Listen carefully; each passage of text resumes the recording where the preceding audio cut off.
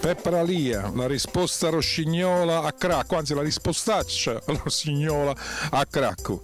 Questo è il piatto di Lira TV. Buon c'è Budette che mi facevo piattina. Te l'ha fatto? Mi ha fatto una bella piattina, bella. E che ci mangiamo oggi? Oggi dove parla la pizzaiola? Ci facciamo? Sì, sì. Cioè ci annoiamo? No. No, no, assolutamente. Vabbè, ma queste le fa pure cracco, queste cose. Lavoro del Che fa? ristorante Ma è chi da complicato. fa, Cracco? Che fa? Ma che fa? Procediamo, vai, in cucina, via. Vai.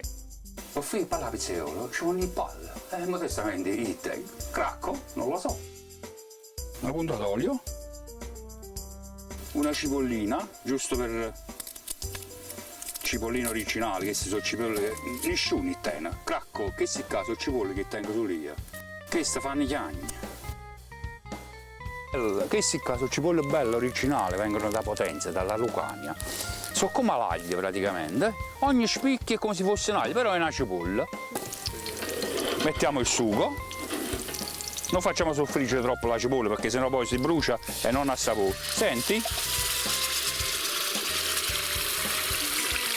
Vedi come scioglie lì? Bello, bello, che bello! Vai con le palle. Belli palle. Guarda che palla, va. Cracco, è un capo di mangiare, Cracco.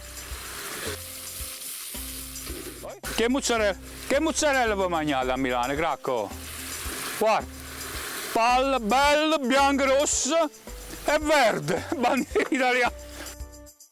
Chi l'ha? Bastian Cicci. Oh, perché moro? Non è morto in America come mio amore qua. Guarda come si girano le palle, vedi? Con delicatezza, la palla va girata con delicatezza.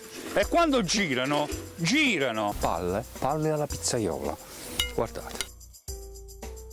Adagiate su vellutata di pane.